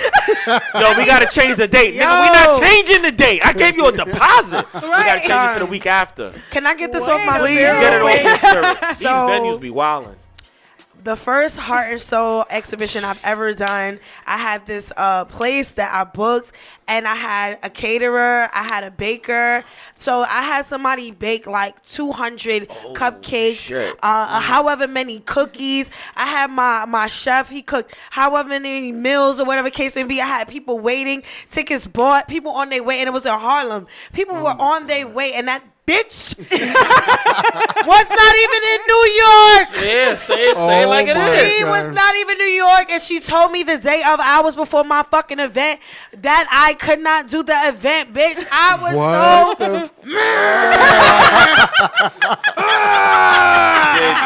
Did you get a few people to take a flight to go find wherever she was at? oh my god! And it was crazy. It's Ike Slimster, shout out to him. He ended up using that venue. Like, I was like, oh, this bitch is evil. Oh, she's evil. So I listen. Go ahead. Continue. That's crazy, yeah. Continue. So yeah, the venues. The venues will literally tell you some shit over the phone, and then you get there. It's like so again. So this is why I encourage my young entrepreneurs. I write my own contract. Shout out to the contractual laws I took in school, the law classes. Amen to that. Get into the aspect of making sure you know exactly what you're signing up for. Read everything. If you do not know, ask questions. If you don't know, go to these websites and like call these numbers that will give you like a good 30 minutes, an hour to ask some questions. Yeah, you might pay a fee, but that knowledge and that information that you get, nobody can deny you of that. Because once you know some shit, you know. Yeah. So make sure you get into that. Make sure you literally ask in the venue, can I do this? Can I do that? Because sometimes they'll try to, you get there and you can't do certain shit, and you're like, well, I spoke to so-and-so, and then they tell you, well, so-and-so ain't here. And it's like, okay. That run around be wild, too. Well, you spoke to them, and you ain't speak to me. Bruh, I spoke to somebody. All right, Is he where's not the in charge of memo? this shit? Right. If And y'all where not that working somebody? together, Y'all don't got a bulletin where's the board? communication? That's a fact. Yeah. Another thing I would say, too, is if you asking somebody to volunteer, be clear about if that person that's coming through is actually coming through. Because sometimes the person that you may not be paying them money, but you may be like, yo, I got you on a ride home. Yeah, I got you with a Metro yeah. card. I got you with food. I got you with drinks. Yeah. Just hold down the door. Yeah. Make sure you trust somebody that you know is not going to violate you at the door. I've seen some wild shit at events where I ain't going to say no names. I seen somebody literally be like, this person owe me $50. We taking it out the door money. I'm not gonna wait for them to be like, I've seen it. I'm not Like I gonna said, call- this is for you. Right. This is for me. I know this is your event, but this is my shit. Yo. You know what I mean? And just be cautious about the people. This is number 5. Just be cautious about the people that you actually invite into the event. You may think your event is good. Like you could you could have an amazing event, positive energy, and somebody that's coming brings somebody that really ain't on that wave, and they fuck your whole shit up in the venue looking at you like, oh, so this is the crowd. Yeah, we can't do anything here Everything anymore. you do for Absolutely. your business, if people come through, is also a reflection on you. Absolutely. Because if the shit go left, nigga, you going left too. All right, event's over. Get the fuck up out of here. So y'all just be careful. Yeah, I got something to talk about that too. I had to. So I throw parties amongst the other things that I do. I had this party. It was like 400, 500 people, whatever case may be. Super lit. When I tell you it was a line out the door, still, Make niggas and wait. we hit capacity at like 12 o'clock. Oh damn! Wow. You feel me? So then it was just one nigga. Just one. One nigga who came in there on some different shit. It was smoke friendly, so he said he passed around his L. He said his plane didn't land back. Yo. Wow. So when I tell you he wanted to shoot the place up, Over that? bruh, Over that? That could have been a conversation. Right. bruh. First of all, nobody else was in your sight. It was your Right. man's in your sight. Right. So if you wasn't watching your plane leave the station, bro, why we all gotta die? Right. Like, For one why? person, fuck Why? Why we gotta Why? take our last breath because he's because Right. Over some weed, That's wild. and you got more. right. Oh yeah, more. Nah, he was like that one specific L did not come back to me in the sight. So everybody go check. Oh my God. Check Like, your bruh, man's come out. on, Have water, bro. Like, why I Check gotta your die? man, son, because now we have this thing where we're booking venues, and if we're doing like a musical showcase or whatever case may Right. be, they want to know who's on the bill. Yeah. You gotta, and this is artists like Sidebar. You need to have your EPKs, Yeah. have your music links, have Right. your bios, have something about you and what type Press of music releases, all that. have all of that Yeah. set, because now the way we have to book venues is they need all of that, and they're gonna put it in the contract, whatever case it, Yeah. because they want to know what crowd y'all bringing in. So Yeah. thank you. Big facts. It just makes it more work for you though. Yeah. But, tell us about the tour that you got coming up. Yeah, so who's going to be on the bill? all of Yeah, that. so again, shout out to all of the artists. Damn, phone just died. It's a wrap. Shit. mine. Oh, that's Of your course it shit. is. Damn. You're gonna be alright. The community is listening. They got you. Somebody's gonna fucking galaxy. send a plane of charges to you very soon. Ain't nobody gonna take it. So again, shout out to Fancy the Flair, Joey the Poet, Lawrence Turner, and Mark Q. So the Bars in the Barbershop tour starts this Saturday. I know you guys got an event, but if you guys can't make it to that event, come through April 6th. We gonna be at the Barber Bar, 1323 Nostrand Avenue. Big ups to Delore for giving us the opportunity to do business with him again on this level, producing a show. Which I've seen things in barbershops before, but in my opinion, there's nothing to the extent that I'm trying to do. So 2 years ago, we started just doing the shows inside of barbershops. Now we're doing the shows inside of barbershops, sneaker stores, mom and pop venues, this, that, and the third, and anybody that wants to have the show in there. But I feel like the thing that's gonna differentiate this tour from any other tour in New York City, like I was telling other people, we go to places like Atlanta or Texas for these A3Cs, for these South by Southwest, and people complain about the shit that we don't have in our city, so that when people actually, like myself, shout out to Scott Morris, shout out to L Banks, people who have bigger platforms produce like a day summit, like a hip hop retreat week, and now like a Bars in a Barbershop. If you guys don't come, you can't say we ain't do shit for the culture. You can't say we ain't do shit for the community. And you also can't say that we don't have a platform for you guys to actually perform. So for everybody who's thinking that LA got it, Atlanta got it, they do have it. They just don't have what the fuck we have. We have some shit that's special. Hip hop started here. Right. I York gotta just don't remember support that. each other Yeah, like a lot of that. us do not support Yeah. the platforms that I'm even talking about, and a lot of people are gonna be pissed off about it. I could really give two shits because I'm about the work, and I'm in the industry of doing. So if you're not doing, then you're either complaining or you're waiting for somebody else to do it. Okay. So here I am. I'm somebody else. Hi, my name is Distinguished, and I'm trying to do a tour to show artists that you don't necessarily, and the thing that also is going to differentiate this tour from anything that I've ever done is that whether or not the artist sells tickets, they're going to get paid. That's good. Because and shout out to my team. We put together a nice budget to be able to pay them for 15 shows from April to August. That's fire. This has never been done in our city. Yeah. I did research on this. Nobody has ever done something where it was like, whether you sell or not, we still gonna pay you, and on top of that, we still got 15 shows for you. Right. I'm trying to do something innovative because I feel like the hope and the loyalty and the trust has been taken away from hip hop artists Absolutely. in general. Hip hop to this day, even though we are the most beloved genre in terms of streams and, you know, people consume our music, we still have a bad stigma around us. And, you know, even killing our brother Nipsey the other day, that didn't even make shit better. That actually made shit worse. Yeah. So that gives other people who didn't fuck with hip hop a more reason now because they're going to think it was some hip hop shit Yep. or, you know, some other shit that has nothing to do with it. We are a culture of people who actually come from a struggling environment where we actually put our stuff into graffiti, put our stuff into dance, and put our stuff into DJing to try to uplift and to bring about positivity. The shit started to change, I want to say, around maybe late 80s, early 90s. And here we are now in this weird place where we have people actually using their hip hop for good and people using their hip hop for bad. And we also got people still perpetuating the gun violence. And it's like, I hear what people are saying where they say, you know, there's people that come from the streets, there's people that come from that life. But at the same time, you can't be preaching to me that you want change and you still want to kill a nigga over some stupid shit. You can't. So Crazy. I really do hope that on this tour, because we got things that's happening outside of the artist performing within the tour that, you know, people can learn from and people can be inspired from. So hopefully we see you guys there. Again, April 6th, we're going to be at the Barber Bar. We got 14 shows all over the 5 boroughs, Brooklyn, Staten Island, the Bronx, Manhattan. So reach out to us if you're interested in, you know, the next phase of Bars in a Barbershop, which will happen next year. info@barsinthebarbershop.com. My last question would be, what do you want people to take away from this tour? What I want people to take away from the tour is that for the consumers that are coming, that's spending their money, I want them to be in a place where anytime they're at a Bars in a Barbershop event, it's not like the last one, and it's also something that they can be inspired to do. Like if they wanted to do something that was a bit like, you know, this is not something that people are going to do every day. You're not going to go to a venue and the venue is going to be a barbershop every day to do an event.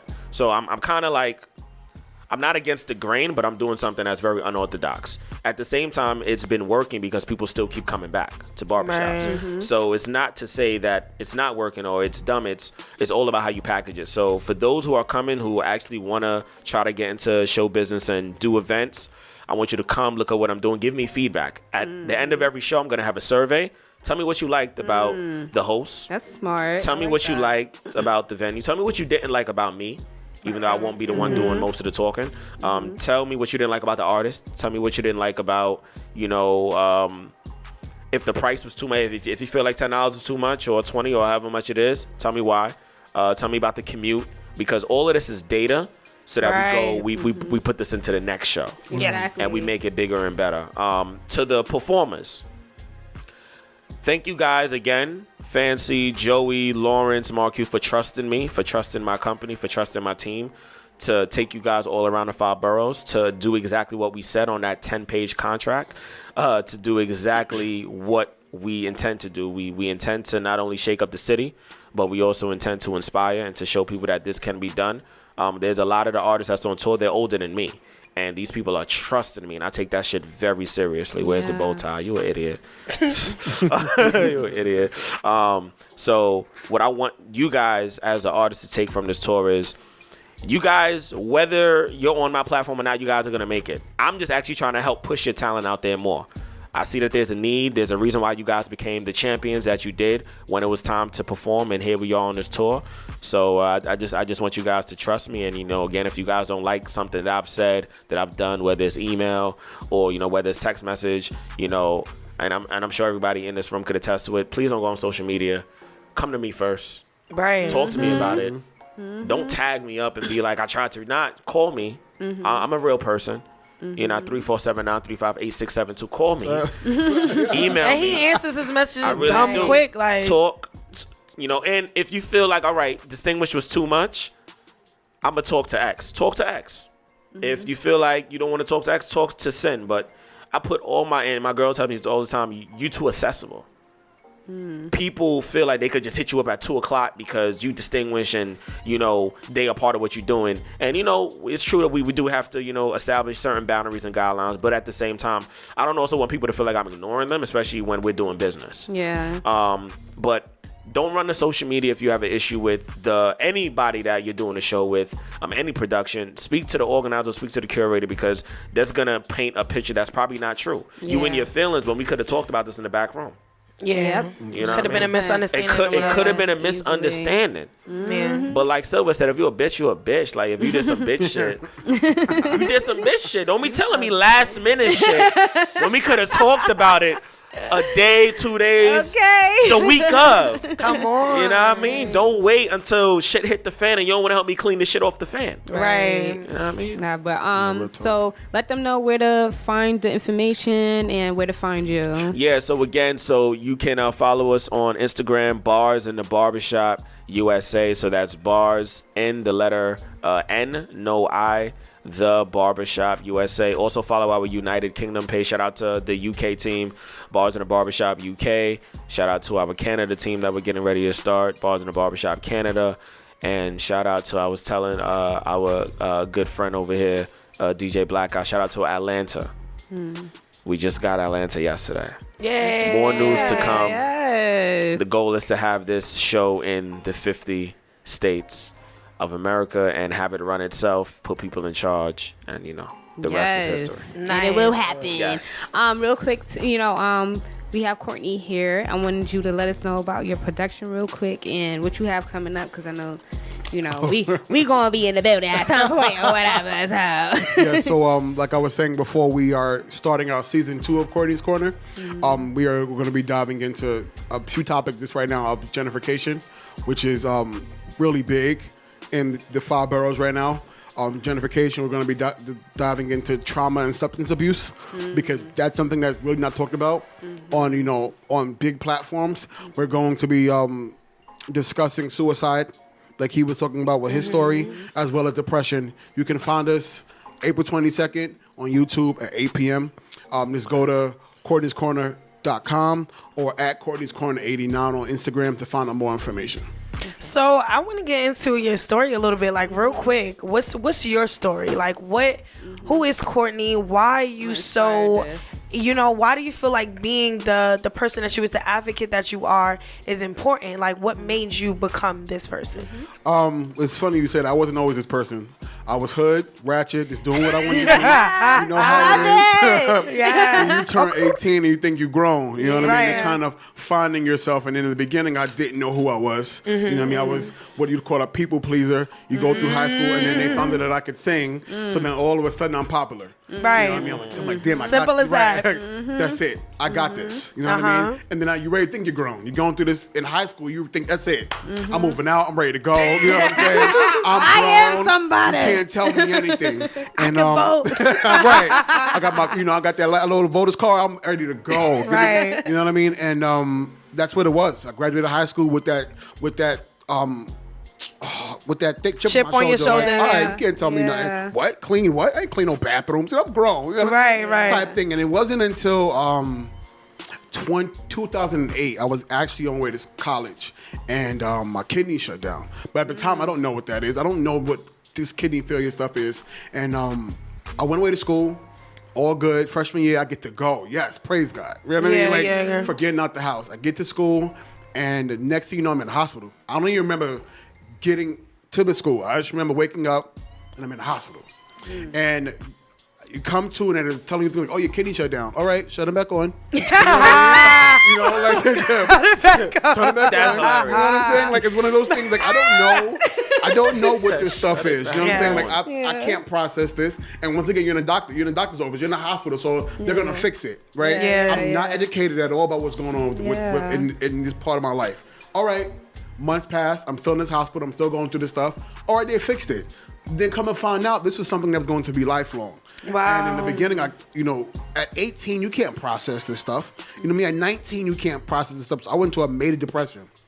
I don't want to tell my friends, because now how you go from being Mr. Cool Guy to, a burden. Right, to a burden. Yep. You know what I mean? Yeah. And it also kind of humbled me, because the same people who I thought was on my, they weren't there. Yeah. These people weren't there. The people who I thought were my friends. Right, that who I you could thought had my kiki back. with. Right, that I could kiki, ha-ha, They and weren't ready gossip for the with. They not ready for the They real. weren't They not ready you for know the what I mean? work. So it was like, they were all gone. And it Right. was just me and my family. Wow. You know what I'm saying? Yeah. And I had to find my way out of that. Because I was Clutter. kind of right. I was like, okay, I've allowed myself to become a person that wasn't even me. You know Yeah. what I'm saying? And I had to find that through that struggle. So when I first got sick, I'm like, okay, well, you know what? Let me kind of reevaluate where the hell I am and what's wrong with me, because I can't blame nobody else but me for doing the shit that I was doing back in high school, right? You know, you gotta grow through this. Yeah. Yeah. I went through this, years go past, you know, and everybody's praying for you. Everybody claiming they're praying for you, Yep. but I'm still going through the struggle. Like, Yeah. but at the end of the day, there's something inside of me that's like, you gotta reclaim your damn life back. Right. Yeah. You gotta Exactly. take you, because if you Absolutely. don't, it's gonna kill you. Exactly. So I was big in church, but I really wasn't in it to be in it. I was in it because, once again, I could sing, Yeah. and Yeah. they were looking at me. So now I Right. had to go to church with this different lens. Like, I'm going here for God. I'm going here to save my life. You know what I'm Right, saying? right. And it allowed me the opportunity to see things that were going on in the community that I wasn't paying any attention to. So in 2010, I started doing this show. I didn't even have a name for it. I just know that I wanted to be able to speak on a platform. And at the time, Facebook and, you know, SconeX and MySpace was the thing. And I'm like, well, let me talk about stuff like this, you know? And in the midst of, people were dealing with these same issues. You know what I'm saying? And I was became going through relatable it, to right? that. So I was like, okay, well, I'm not alone. Yeah. I'm not alone in this. But of course, you're going through a sickness such as this, and it starts playing tricks on you. Like, you're not going to make it. And I was the youngest person in the center. Yeah. I was the youngest person there, and I'm just trying to survive. Like, everybody's dying, people dying left and right, and I'm a kid. You know, Yeah. thinking that I'm grown. So I had to kind of bring that back down. Like, I'm not grown. I'm growing. But I'm not grown. You know what I'm saying? yeah, yeah. And I had to remind myself that, you know, at the end of the day, the people that I was kind of like thrown to the side were the people that I actually needed. My Yeah. family was the people that I actually needed. Yep. The friends that I was kind of like ignoring and not texting back and just kind of putting to the wayside, I needed, because those are the same people who brought me through. They were Right. the You know ones what that I were mean? checking in. Right, they were ones Yeah. and they also the ones that kind of checked me. Yeah. Yeah. Listen, yeah. you fucking up. You know what I'm Right. saying? This is what you're doing. Yeah. And this is kind of letting me know. So it allowed me to reevaluate my life. Yeah. Right? Okay, so now I'm on this straight and now I'm like trying to do what I need to do. But I know that it's unfair of me not to be able to take what I have been given and not give back. Yeah. Right? Yeah. So I had suicidal thoughts. Like, I don't want to be a burden no more. Yeah. Like, I'm tired of being a burden. Like, and people who don't go through dialysis or don't know nobody who has been through this don't know a struggle. Yeah. This Yeah. is not something that you could just, okay, you got a kidney transplant and that's it. It's a lifelong Yeah. thing. So it's Yeah. kind of like wrapping my mind out of the situation of, this is something that I'm going to have to deal with for the rest of my life. Yeah. But the fact that I'm alive is like, you know what I Yeah. mean? Better than being in a grave and somebody telling my story. I get Yeah. to tell it for myself. Yeah. You know what I'm saying? And in 2010, I started like going for the transplant operation and stuff like that. I get on the table. I'm ready. Like, I'm telling everybody, because once again, I'm a very social media advocate. I'm ready. Yeah. Get on the table and get out to have the surgery. Like, the greatest moment of my life. I get there, about to put me out, and before they even put the thing in, they go, you can't have it. Wow. You can't have it. Oh shit. You can't have it. It's not, no, something wrong with your heart. You can't have it. What? Shit. Right. So now you're like, okay, what the hell is going on here? You know what I'm saying? And like, once again, now I'm back in this numb state. I'm back like, good God, what's up? You know what I mean? Like, Yeah. I've done everything I could do. You know what I'm Yeah, saying? yeah, And okay, so now I'm going back through this depression. Okay, I can't do this. Like, I cannot physically do this. And that's where I found my strength.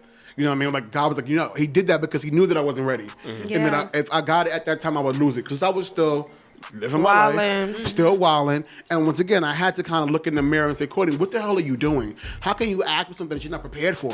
You know, are you really prepared for this? Say that again, You know what I'm saying? baby. Say it and again. I feel like even in business, like, you can't pray with something that you're not prepared for. Right. So when I first Facts. did Courtney's Corner, I wasn't ready. Yes. You understand what I'm Same saying? shit with me. What the hell am I? Yes. How can Yeah. I can relate to anything? I don't know what. I'm Yeah. still a You kid. ain't I go don't through really nothing know. yet. You ain't But go I through didn't really nothing. go through anything. What, depressed? No, I was just being selfish because I didn't get what I wanted. You Yeah. understand what I'm saying? So I had to kind of reevaluate my life, and then I realized, you know what? At the end of the day, you can't grow through anything if you're not ready. Yes. You understand what I'm saying? Yes. So I had to sit down and I had to have that conversation with myself before I can be an advocate for any damn thing. You understand what I'm saying? Right. So I had this conversation with myself. Same. And I sat down and said, you know, Courtney, you have to go through what it is, whether you fast, whether you pray, whatever it is, you have to go through this by yourself. and you can't let it be everybody else's. You preaching understand what I'm saying? right So now. like, okay, OG. so 2010. 2017, I go through this. Like, my life completely changes, and you can see it in my aura. You can see it in how I people approach me. You Yeah. can see like that life had left, Yeah. and I never looked back. The people you attract and The people that everything. I attract was different. You know what I'm saying? How I spoke was different. I walked in here like, can I curse? Because now, like Yeah, before, I would just yeah, wild the yeah. hell out. But now I'm Yeah. just like, Yeah. okay, I gotta watch where you know what I mean. This is who I Yeah. am now. You know what I'm saying? And I'm like, okay, well. I'm going to allow God to do what God does. You know what I'm saying? I'm not going to no longer allow myself to go on what I want, but what God wants for my life. Yeah. Yeah. Right? So in 2010, I get the call again. This time, you know what? God, whatever it is it. Right? I'm just going to allow you to do you, and that be great. And if I don't get it, I'm still going to live my best life. Right. Amen. And I get on the table, I pray, I cried, I'm ready. And I wake up and I got the kidney. Yes. Right? And it was successful. You know what I mean? Yes. So after going through Amen. that for 10 years, I'm like, you know what? At the end of the day, I now have something that I can give to people. Right. You know what I mean? And that's something it's a lifelong story. Ooh, you know what I I'm got saying? chills. It's a journey Yes. that deserves to be shared because you Right. never know who's going through this. You know what I'm saying? So now I can talk on my depression. I can talk on my suicide because now I've grown through that. You know what I'm saying? Yeah. I'm not going through it anymore. Yes. I've grown through that, and there are people out there who want to hear it. And Yeah. in my heart, the passion for Courtney's Corner was still there. It hadn't gone anywhere, but this time it was different.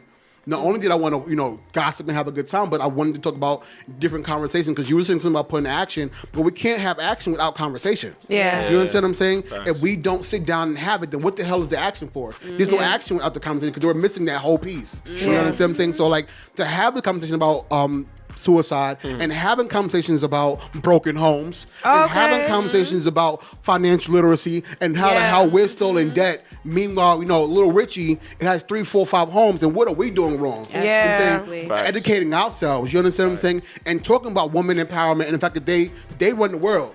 Facts. Facts. It is what it is. Yeah, facts. It is what it is. You know what I'm saying? Facts. And when I first did Courtney's Corner, I'm like, okay, well, we're going to talk about this. When I first did season 1, and I was kind of like sketch. I'm like, oh man, are people going to actually want to listen to what I got to say? I'm a fat black man from Brooklyn. Are people going to want to listen to me? You know what I'm saying? And I realized after doing this, the first episode, I was like, God, yeah, there you go. That's my journey. And I've been on it ever since. You know what I'm saying? And I started this by myself.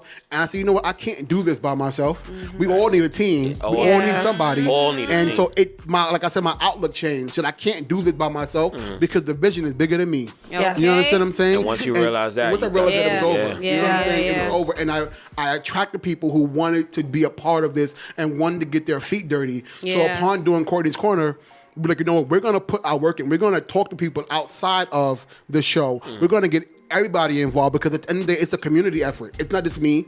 It's not just them. It's all of us. Because we can't make change if we don't do it together. Yes. You understand what I'm saying? So, like, people who are doing shows like this or people who are talking about things like this, let's network together and make it bigger and better than ever. Because you can help me with things that I don't know and vice versa. You understand Facts. what I'm saying? And that's where the season came from. The whole season that we did last one was about just kind of community Yeah. and what we need to do as millennials and for future generations and even kind of bridging the gap between us and the older generations. We have to and do like, that part. That people part is always big. got this thing to say, oh, well, we have people who paved the way, but who's paving the way now? Right. Yeah, Who's the new exactly. Martin? That's what happened. Right. That's what matters right there. Like, you know what I'm Second. Yeah. saying? Like, who's what matters. paving That's the my way whole for point. us right now? It's so I pay homage to those Social media. who sat in that bus for us. I pay homage to Roosevelt. Right. I Yeah. love Malcolm. I Right. love Martin. But Right. who's the new ones? Yeah. You understand what I'm Yeah. saying? Right. True, Who's gonna leave that legacy now? Because this future generation know nothing about no Malcolm, nothing about no Martin, nothing about Rosa and why she sat in that bus. Right. You know what I'm saying? Because they're not being educated as well as we were when Yeah. we were growing up, and to kind of feel that. True. It's Yeah. all social media based for them. It's Yeah. all opinionated facts Yeah. for them. Yeah. So let's Yeah, give them yeah. some real shit. Right. Let's talk about it Yeah. and be able to leave that mark. You know what I'm saying? True. So Courtney's Corner season 2 is all about what mark are you leaving? You understand Yeah, what I'm saying? And in okay. these conversations, I want people to be able to be left with a message and not just a conversation, but now to get out and do something in your communities. Because Right. if you change one life, then praise God. Yeah, You know what I'm exactly. saying? Like I stopped seeking this whole big fish of trying to change thousands, Yeah. and just trying to change one because that one may be the one to change thousands. Absolutely. You understand what I'm saying? Tupac really said this. Tupac. Speaking of Tupac, Tupac literally said this. But go ahead. He spoke to you? So, Yo, no, it's a video. Okay, He's supposed to be in a dream, right? So, nah, it's definitely a video of Tupac literally saying this. Like, I may not be the person to cause this change, but I'm just talking about what the issues we have going on. Because somebody listening to what I'm saying is going to do the work. That, You know what I'm saying? Yes. Damn, that was powerful. It I really feel like, was, though. can we have like I'm a moment of sit here, silence right? real quick? Not only I'm for, back you to know, Nipsey what all of the and things so everything. everybody can soak it in, but also for like Nipsey and Tech Nine Yeah. and everybody who we lost. Can we just have like a moment of silence real quick?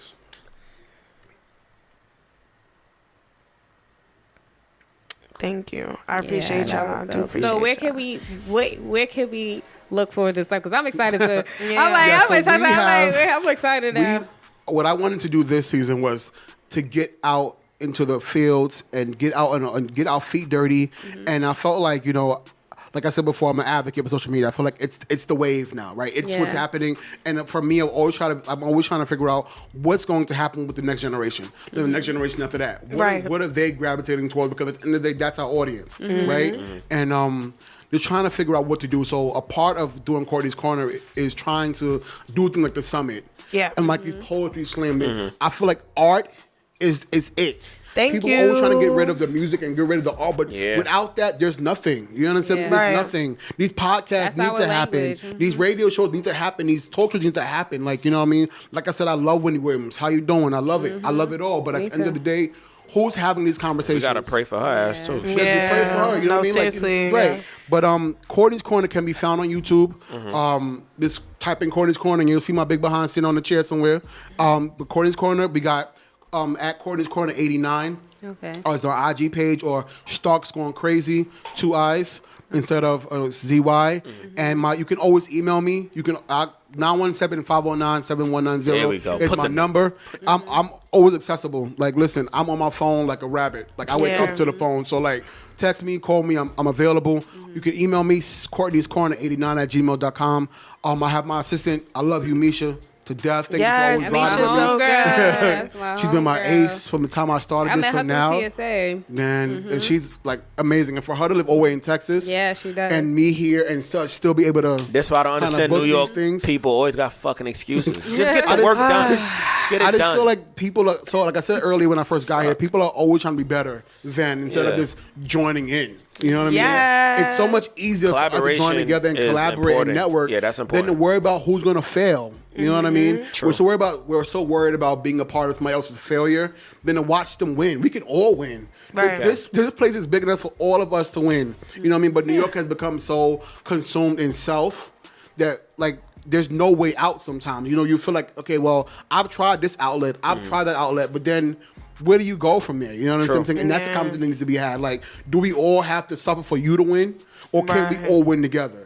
You know what I mean? So that's talking about on one of the episodes too. Like, we can do this if we, especially us as a culture. Yeah. We are so powerful, and I feel Passionate, like too. and right, and passionate, and especially when we believe in something, we're so passionate. Like, come on, get this shit together. And the You know? resources are all out there, but we Yes. have to wrap up. This was so good. I feel like we could be here all day and all night.